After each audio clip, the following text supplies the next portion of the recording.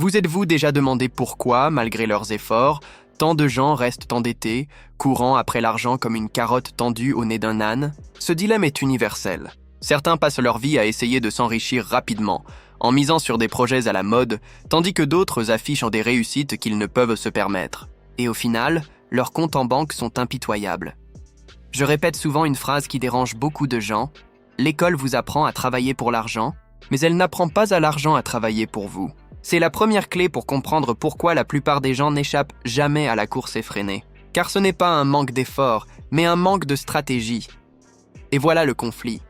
Tout le monde veut être riche, mais rares sont ceux qui sont prêts à se taire et à agir en silence. Avez-vous remarqué cela? Les gens font des promesses retentissantes. Cette année, je vais ouvrir ma propre entreprise. Maintenant, j'investirai massivement. Dans 6 mois, ma vie aura changé. Mais au final, que reste-t-il? De la frustration et encore plus de dettes. Car à trop parler, on se trompe soi-même. Votre cerveau ressent déjà un faux sentiment de victoire. Vous êtes-vous déjà retrouvé dans cette situation? À parler plus que vous ne le faites? Moi, Robert Kiyosaki, j'ai appris très tôt que ceux qui parlent trop n'agissent pas assez. Ceux qui doivent prouver leurs résultats chaque jour n'ont même pas encore vraiment commencé à jouer. Vous voulez un exemple simple? Je me souviens d'amis qui, à l'université, parlaient toujours en soirée des entreprises qu'ils allaient créer. C'était de beaux discours, des projets visionnaires. Les années ont passé et devinez quoi? Ils sont restés employés, se plaignant de leur patron et des factures. Pendant ce temps, ceux qui parlaient un peu mais agissaient en coulisses possédèrent déjà des actifs rentables. Laissez-moi vous mettre au défi. Avez-vous déjà partagé vos projets avec quelqu'un, puis les avez immédiatement abandonnés? Avez-vous déjà ressenti le poids des critiques, des plaisanteries, ou même ce doute qui vous habite? C'est l'une des plus grandes sources de gaspillage d'énergie. Chaque fois que vous partagez un projet, vous ouvrez la porte à l'ingérence de ceux qui n'ont rien à perdre de vos choix, mais tout à gagner à vous voir bloqué. L'argent aime le silence. C'est une règle que peu de gens comprennent. Elle grandit lorsqu'elle est protégée des opinions des autres.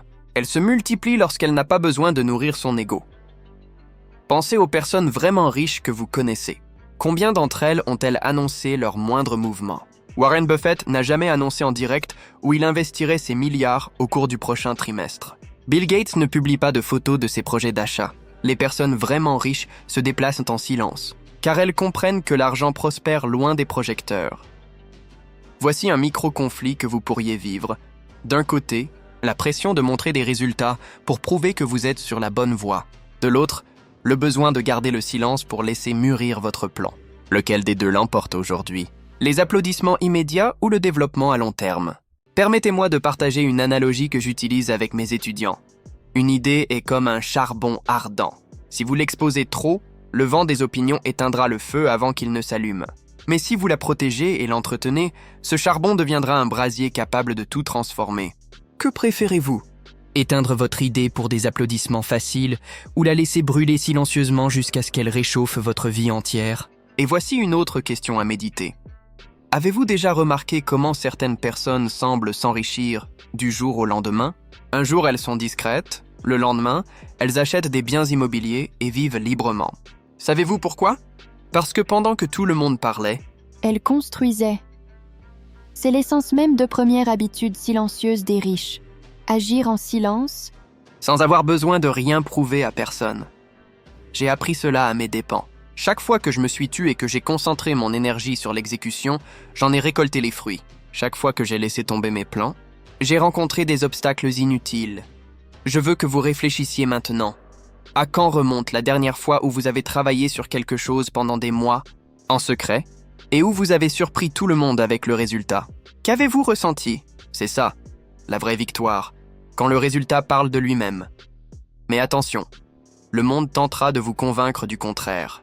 Il vous dira que vous devez vous exposer, vous vendre, faire preuve d'initiative pour être reconnu. Mais la vérité est simple, ceux qui se valorisent ne se vendent pas. Ceux qui savent ce qu'ils font n'ont pas besoin de crier. Et c'est ici que le voyage commence. Car si le silence est le terreau où fleurit la richesse, l'étape suivante est la graine. Et la graine, c'est la connaissance. Maintenant, je vous le demande. Êtes-vous prêt à étudier en silence, sans avoir à publier une photo de votre livre, sans montrer la tasse de café à côté, sans avoir besoin de la validation de votre fil d'actualité? Ou allez-vous continuer à confondre images et résultats? Déjà partie suivante, je vais révéler le deuxième habitude silencieuse des riches. Comment étudier en silence sans se vanter et transformer ses connaissances en argent réel. Et cela, croyez-moi, changera encore plus votre façon de voir vos choix financiers. Avez-vous déjà remarqué que les erreurs financières les plus coûteuses se produisent rarement d'un seul coup? Elles commencent petites, presque invisibles, comme une fuite discrète sous l'évier. Au début, personne n'y prête attention. Mais avec le temps, l'eau accumulée inonde toute la cuisine. L'argent fonctionne de la même manière. Un achat impulsif, un abonnement bon marché, un prêt inutile. Pris isolément, ils semblent inoffensifs, mais ensemble, ils forment la chaîne qui enferme des millions de personnes dans la pauvreté. Et voici la partie la plus cruelle. La plupart de ces erreurs sont commises pour faire croire que tout va bien. Ceux qui changent de téléphone portable avant d'avoir remboursé le précédent. Ceux qui vantent un voyage qu'ils peuvent payer en 12 versements, mais qui n'ont pas de fonds d'urgence. Ceux qui étudient pour se la péter, pas pour postuler. Avez-vous déjà vu quelqu'un publier la photo d'un livre de finances juste pour démontrer sa concentration totale? Mais en pratique, incapable d'expliquer la différence entre actif et passif. Eh bien, oui. C'est le drame invisible qui érode silencieusement la richesse de ceux qui ne cherchent qu'un public. Moi, Robert Kiyosaki, j'ai appris très tôt que ce n'est pas ce que vous gagnez qui vous rend riche, c'est ce que vous pouvez garder et multiplier. Le problème est que les gens confondent revenus et dépenses. Ils pensent qu'une augmentation de salaire leur permet également d'améliorer leur niveau de vie. Mais c'est le premier pas vers le piège de la course au rat. Imaginez le scénario suivant. Un jeune homme décroche son premier emploi bien rémunéré. Au lieu d'étudier l'investissement, il décide de financer une voiture qui engloutit la moitié de ses revenus. Pour couronner le tout, il s'abonne à des services de streaming, à une salle de sport, à un service de livraison, et met même un point d'honneur à afficher tout cela sur les réseaux sociaux. Résultat? À la fin du mois, il n'a plus rien. Et sans s'en rendre compte, il devient esclave d'un style de vie qu'il ne peut pas se permettre. Avez-vous déjà vécu cela? Avez-vous augmenté vos dépenses à mesure que vos revenus augmentaient? Quelles en ont été les conséquences? Une autre erreur fatale est de croire que étudier, c'est comme postuler. Je vois des gens qui lisent des dizaines de livres de développement personnel financier, mais n'ouvrent même pas de compte de courtage pour investir. Ils étudient pour impressionner, pas pour transformer. Je dis toujours, les connaissances qui ne génèrent pas d'action ne sont que des informations stockées. Vous voulez un exemple concret? Imaginez quelqu'un qui passe des heures à regarder des vidéos sur la bourse, mais qui n'a jamais acheté une seule action. Cette personne connaît les citations de Warren Buffett par cœur, mais n'a même pas 100 réals investis en dividendes. Cela peut paraître contradictoire, mais c'est la réalité pour beaucoup. Cela vous est-il déjà arrivé? Avez-vous déjà étudié un sujet au point de croire tout savoir, mais en pratique, vous n'avez jamais mis les bases en pratique? Et voici un autre micro-conflit. Pendant que vous consacrez votre temps et votre énergie à faire bonne figure, quelqu'un d'autre s'y emploie en silence.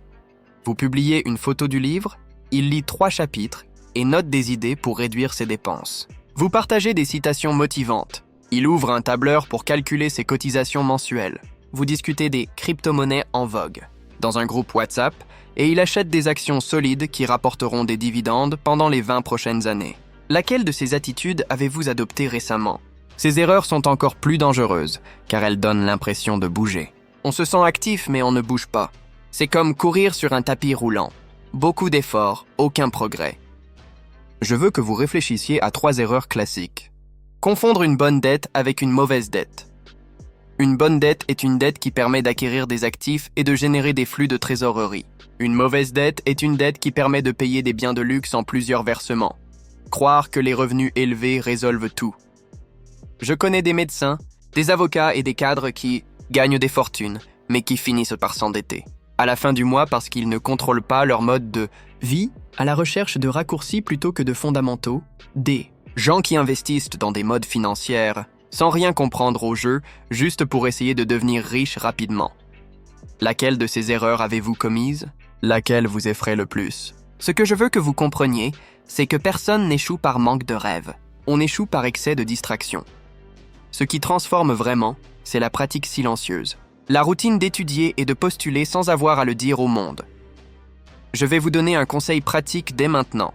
Consacrez 30 minutes par jour à l'apprentissage de la finance, mais pas à la publication. Étudiez pour appliquer. Renseignez-vous sur les flux de trésorerie, la puissance des intérêts composés et les actifs générateurs de revenus résiduels. Utilisez ces connaissances comme quelqu'un qui aiguise un couteau dans l'obscurité. Lorsque l'occasion se présentera, vous serez prêt à servir. Et n'oubliez pas, la chance sourit aux préparés. Les opportunités ne viennent pas à ceux qui parlent fort, mais à ceux qui étudient en silence. Alors que beaucoup s'occupent de nourrir leur ego sur les réseaux sociaux, les véritables créateurs de richesse nourrissent leur esprit et leur portefeuille. Maintenant, j'aimerais que vous me disiez quelle erreur avez-vous commise et que feriez-vous différemment si vous aviez la possibilité de revenir en arrière. Laissez votre réponse dans les commentaires, car votre histoire pourra peut-être aider quelqu'un qui traverse la même épreuve. Si ce message vous a interpellé, aimez la vidéo pour qu'elle atteigne plus de monde. Abonnez-vous à la chaîne pour poursuivre ce cheminement silencieux vers la liberté financière et partagez vos expériences. Votre participation est ce qui fait vivre cette communauté. Et préparez-vous, car ce qui va suivre va encore plus changer votre façon de penser. Dans la prochaine partie, je vous dévoilerai comment investir de l'argent en toute discrétion, sans se mettre en avant, sans rien prouver à personne, et tout de même construire une richesse solide qui croît mois après mois. C'est cette habitude qui distingue ceux qui parlent d'argent de ceux qui en ont vraiment. Prêt à le découvrir? Avez-vous déjà remarqué comment certaines personnes semblent s'enrichir comme par magie? Soudain, ce voisin discret qui n'a jamais vanté sa nouvelle voiture apparaît et achète 2 appartements d'un coup.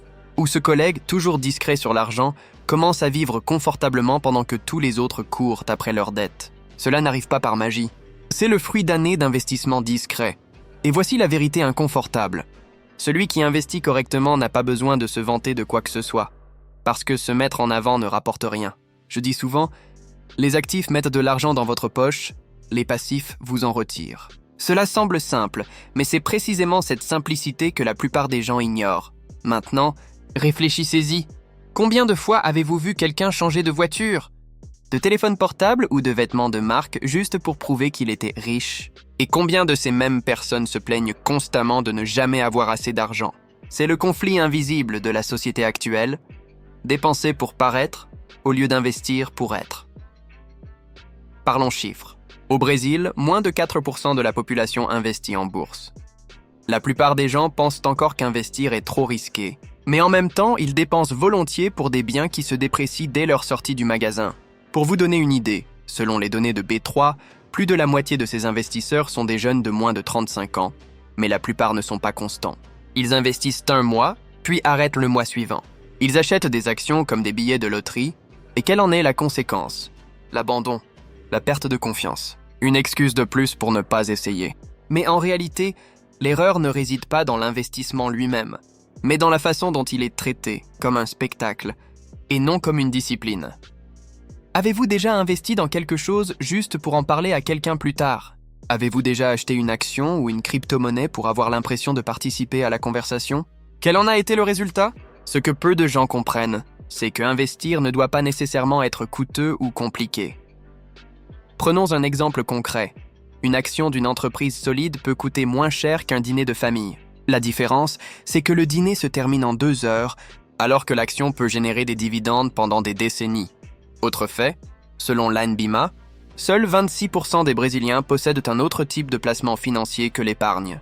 Pire encore, plus de 70% de l'argent investi se trouve encore sur des comptes d'épargne qui, en 2024, ont perdu plusieurs mois face à l'inflation. Autrement dit, alors que l'argent semblait en sécurité, il diminuait en réalité. Voici le choc. Ceux qui investissent en silence, même avec peu, avançant plus que ceux qui dépensent beaucoup pour se mettre en valeur. Je répète toujours un conseil qui guide mes décisions. Ne me dites pas combien vous gagnez. Montrez-moi quels sont vos biens.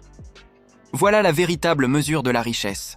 Peu importe que votre salaire soit élevé ou faible, ce qui compte, c'est ce qu'il reste à cultiver et à multiplier.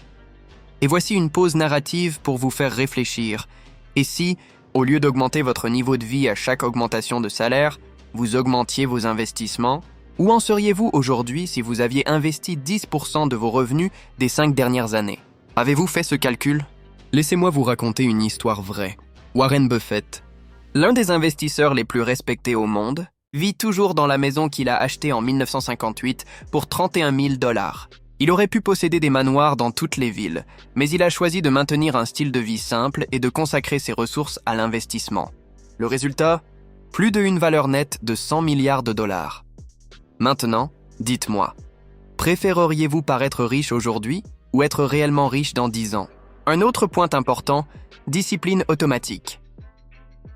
Ceux qui s'enrichissent en silence ne comptent pas sur la motivation, mais sur un système. L'automatisation des cotisations, par exemple, est l'une des stratégies les plus efficaces. Imaginez que chaque mois, le lendemain du versement de votre salaire sur votre compte, une partie soit directement versée à une société de courtage ou à un fonds d'investissement. Plus aucune chance de dépenser, plus aucune excuse. Avec le temps, cette habitude crée un effet boule de neige. Et voici une question ouverte.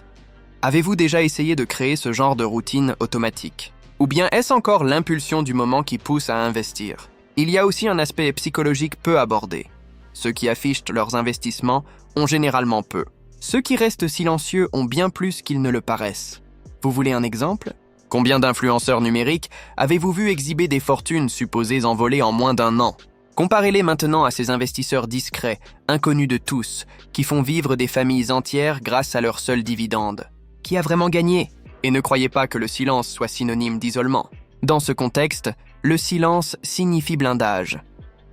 Il s'agit de protéger vos projets des jugements prématurés, de l'envie déguisée en conseil et même de votre propre besoin de validation. En ne détaillant pas chaque étape, vous restez concentré. En n'ayant pas besoin d'applaudissements, vous économisez de l'énergie. Je rappelle souvent à mes étudiants, la patience est plus profitable que la précipitation. Celui qui attend récolte. Celui qui se précipite pour se pavaner trébuche. Maintenant, réfléchissez. Si vous aviez commencé à investir discrètement il y a 5 ans, combien auriez-vous accumulé aujourd'hui? Ne répondez pas immédiatement. Pensez aux dîners, aux gadgets, aux vêtements qui ont déjà perdu de la valeur. Comparez ensuite ce montant à ce que ce même argent pourrait vous rapporter, mois après mois. Qu'est-ce que cela vous fait ressentir? Regret ou motivation pour commencer maintenant? Investir dans le silence, c'est comme planter des arbres. Au début, personne ne le remarque. Mais avec le temps, son ombre et ses fruits deviennent impossibles à ignorer. Et voici le micro-conflit avec lequel je vous laisse. Alors que la plupart des gens recherchent la visibilité, êtes-vous prêt à rechercher des actifs invisibles? Si ce message vous a touché, profitez-en pour aimer la vidéo, vous abonner à la chaîne et laisser votre avis dans les commentaires. Préférez-vous paraître riche ou bâtir une véritable richesse en silence? Votre réponse pourrait inspirer ceux qui débutent. Et préparez-vous, car ce qui vient ensuite sera encore plus douloureux. Dans la partie suivante, nous parlerons du plus grand ennemi de l'investisseur, le mode de vie incontrôlable. C'est ici que beaucoup détruisent tout ce qu'ils ont construit. Êtes-vous sûr d'être prêt à affronter cette vérité? Avez-vous déjà remarqué comment la plupart des gens célèbrent une augmentation? Leur première réaction n'est pas d'investir, mais de dépenser. Ils échangent leur voiture, rénovent leur maison ou paient un voyage en 12 versements. C'est presque un réflexe conditionné. Plus d'argent entre, plus d'argent sort. Mais c'est précisément ce réflexe qui piège des millions de personnes dans cette course effrénée. Moi, Robert Kiyosaki, j'appelle cela le piège du style de vie, c'est un poison lent, car il donne une fausse impression de progrès. On gagne plus, mais on reste au même niveau, parfois même pire. Et à chaque nouvelle mise à niveau, la pression pour maintenir ce modèle augmente également. Plus de factures, plus de dettes, moins de liberté. Voici une statistique qui pourrait vous choquer. Selon les données de la Banque mondiale, plus de 60% des Brésiliens qui reçoivent une augmentation de salaire augmentent également leur niveau d'endettement dans les mois suivants. Le même phénomène se produit dans de nombreux pays, et pas seulement au Brésil. Les revenus augmentent, mais les mentalités restent les mêmes. Résultat, il ne reste plus rien à transformer en actif. Maintenant, réfléchissez. Avez-vous déjà vécu cette situation? Vous gagnez plus d'argent et, au lieu d'investir, vous augmentiez vos dépenses? Laissez-moi vous raconter une histoire vraie. J'ai connu un cadre qui travaillait pour une multinationale et gagnait plus de 40 000 réaux par mois. Pour beaucoup, il incarnait la réussite. Une voiture de luxe, un appartement dans un quartier privilégié, des voyages internationaux. Mais derrière son apparence se cachait un détail gênant. Il n'avait pas de patrimoine net positif. Ses dettes dépassaient ses actifs. Il vivait pour maintenir un certain niveau de vie, non pour construire sa liberté. Comparez maintenant ce cas avec un autre. Un enseignant, au salaire modeste, a décidé de vivre avec seulement 70% de ses revenus. Avec les 30% restants, il a commencé à investir dans des fonds immobiliers et des actions de sociétés solides. 10 ans plus tard, vivant toujours dans la même maison simple, il disposait de revenus passifs suffisants pour prendre sa retraite s'il le souhaitait. Qui a gagné selon vous? C'est le principe que je répète toujours. Ce n'est pas combien vous gagnez qui compte, mais combien vous gardez et multipliez. Prenons une respiration ici et résumons. Gagner plus ne résout rien si vous dépensez plus. Le véritable progrès réside dans ce qui reste et est transformé en actif. Vivre en dessous de ses moyens aujourd'hui est la clé pour vivre comme personne d'autre ne le fera demain. Et maintenant, voici un défi. Que se passerait-il si vous décidiez, dès aujourd'hui, de vivre avec 70% de vos revenus, peu importe le montant de vos revenus? Imaginez cette réduction automatique. Combien resterait-il à investir mois après mois? Permettez-moi d'illustrer mon propos avec des chiffres simples. Une personne qui gagne 5 000 réaux et investit 20% chaque mois dans un placement rapportant 1% par mois, environ 12% par an, aura accumulé plus de 400 000 réaux en 15 ans. Et c'est sans compter les cotisations plus importantes lors des primes ou des revenus supplémentaires. Comparons maintenant cela à quelqu'un qui gagne 15 000 $ mais dépense 16 000 $. Au final, qui est vraiment le plus proche de la liberté? Mais ce n'est pas seulement une question de discipline individuelle. Il y a aussi le facteur environnement. Avez-vous déjà entendu l'expression « dis-moi qui tu fréquentes et je te dirai qui tu es ». Dans le monde de la finance, je l'adapte souvent ainsi. Dites-moi ce que vous entendez et je vous dirai où cela vous mènera. Si vous vous entourez uniquement de personnes qui parlent de dettes, de factures et de promotions, votre état d'esprit s'aligne sur ces sujets.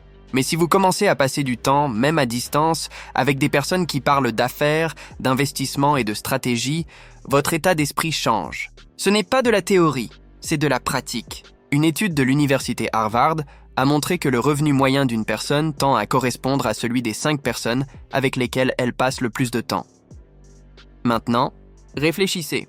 Qui sont ces personnes dans votre entourage aujourd'hui? Sont-elles des ancres qui vous tirent vers le bas ou des vents qui vous poussent vers l'avant? Je veux partager un fait inattendu. Selon l'IBGE, près de 80% des Brésiliens ne disposent même pas d'un fonds d'urgence pour 3 mois. Cela signifie qu'il suffit d'un licenciement, d'un accident ou d'une crise économique pour qu'ils sombrent dans l'endettement. Et tout cela parce qu'ils n'ont jamais appris à vivre au-dessous de leurs moyens. Je dis toujours, l'argent, c'est comme l'eau dans un pot qui fuit. Peu importe la somme que vous y mettez, elle finira toujours par fuir si vous ne bouchez pas les trous. Ces trous sont précisément le niveau de vie gonflé, les dépenses pour le statut, la consommation pour plaire aux autres. Avez-vous déjà essayé l'une de ces idées? Ont-elles fonctionné pour vous? Ou avez-vous rencontré des difficultés en cours de route? Récapitulons ce que nous avons vu jusqu'à présent. Pour maintenir l'élan, parlez moins et faites plus. Partie 1. Étudiez en silence et appliquez. Partie 2. Investissez discrètement. Transformez vos excédents en actifs. Partie 3. Et maintenant, vivre en dessous de ses moyens, s'entourer d'environnements qui élèvent. Partie 4. Tout cela constitue la base d'un redressement financier. Mais ne vous y trompez pas. Il manque encore un ingrédient, celui qui protège et multiplie tout ce que vous avez bâti jusqu'à présent. Car planter ne sert à rien si l'on ne protège pas la récolte. Investir ne sert à rien si l'on ne sait pas le protéger. Accumuler ne sert à rien si l'on ne sait pas l'entretenir. Dans la partie suivante, je vous montrerai comment transformer le silence en bouclier. Comment structurer vos revenus de manière à ce que ni les impôts, ni les crises, ni le regard extérieur ne puissent éroder ce que vous avez bâti. C'est le tournant ultime, celui qui sépare ceux qui rêvent simplement de liberté de ceux qui l'atteignent véritablement. Êtes-vous prêts pour cette révélation finale? Depuis le début de ce voyage, j'ai répété une vérité que peu ont le courage d'accepter. L'argent aime le silence, mais il est temps de franchir la dernière étape. C'est le moment où tout le chemin prend tout son sens, où les pièces du puzzle se mettent en place et où l'on comprend que devenir riche ne consiste pas à courir plus vite, mais à jouer un jeu différent, celui de la stratégie, du contrôle et de la patience. Reprenons le dilemme évoqué précédemment. La majorité parle trop, s'endette et vante ses faux accomplissements, tandis que seule une minorité s'enrichit en public. La question est, de quel côté voulez-vous être? Moi, Robert Kiyosaki, j'ai appris au fil des décennies d'études et de pratiques que le secret n'est pas de gagner plus, mais de protéger et multiplier ce que vous avez déjà accompli. C'est là que les riches se démarquent définitivement de la foule. La grande leçon pratique, la leçon est simple, mais puissante. Organisez-vous de manière à ce que l'argent travaille pour vous, tout en protégeant le processus des bruits extérieurs. Comment fais-tu cela? Structurez vos finances de manière à ce qu'une partie soit toujours réinvestie. Protégez les bénéfices grâce aux entreprises, aux investissements cohérents et aux stratégies fiscales intelligentes. Maintenir un style de vie stable même lorsque le loyer augmente, afin que la différence devienne un capital accumulé. Vous vous souvenez de la métaphore de la braise que j'ai évoquée? L'idée doit être protégée jusqu'à ce qu'elle se transforme en feu. Maintenant, ce feu a grandi. L'étape finale consiste à ne laisser personne l'éteindre. Un mini-résumé du voyage partie 1, nous apprenons à nous taire et à agir. Les projets trop souvent évoqués meurent avant d'être nés. Partie 2, nous étudions en silence, car la connaissance sans application n'est que décoration. Partie 3, nous avons vu le pouvoir d'investir discrètement en transformant les excédents en actifs et non en passifs. Partie 4, nous comprenons que vivre en dessous de ses moyens et choisir le bon environnement est le tournant qui libère le capital et la mentalité. Partie 5, maintenant, nous fermons le cycle « protéger ». Nous protégeons et nous multiplions jusqu'à ce que le seul bruit soit le résultat. C'est la formule silencieuse qui transforme le dilemme initial en véritable liberté. Des questions directes pour vous. Je veux te provoquer maintenant. Laquelle de ces leçons appliquerez-vous aujourd'hui? Allez-vous mettre vos projets en suspens, commencer à investir tranquillement ou réduire votre style de vie gonflé? Quel changement semble le plus urgent dans votre vie financière en ce moment? Répondez dans les commentaires. Votre expérience pourrait inspirer quelqu'un qui se lance à zéro aujourd'hui. Une transformation possible, n'oubliez pas. La vraie liberté ne consiste pas à acheter une voiture à crédit pour impressionner vos voisins. C'est avoir suffisamment d'argent pour ne plus jamais avoir à se soucier des factures. Il ne s'agit pas de publier des voyages en plusieurs fois, mais de réserver ces voyages quand on le souhaite, sans demander la permission. Il ne s'agit pas de paraître intelligent dans ces publications, mais dès sachant que votre compte bancaire augmente silencieusement, mois après mois. Je dis toujours, la liberté financière n'est pas une destination, c'est une construction quotidienne. Et chaque habitude silencieuse que vous pratiquez est une brique de plus dans cette construction. Un appel empathique. Si cette vidéo vous a ouvert les yeux, aimez-la maintenant pour que ce message atteigne davantage de personnes qui en ont besoin. Abonnez-vous à la chaîne pour poursuivre cette aventure, car ici, il n'est pas question de frame, mais de stratégie. Et laissez un commentaire pour nous indiquer laquelle de ces leçons vous appliquerez en premier. Je veux savoir où commence votre transformation. La prochaine étape, mais n'oubliez pas, ce n'est qu'une étape de la transformation. Le silence vous aide à construire. Mais le prochain défi est comment agir quand l'argent commence à faire du bruit. Comment gérer la liberté, comment ne pas se perdre dans l'abondance, comment se préparer aux crises. Ce sera le sujet de notre prochaine vidéo. Et je vous le garantis, si vous avez compris la valeur du silence jusqu'ici, ce qui suit vous montrera le pouvoir du bon bruit, celui qui en résulte. On se voit là-bas.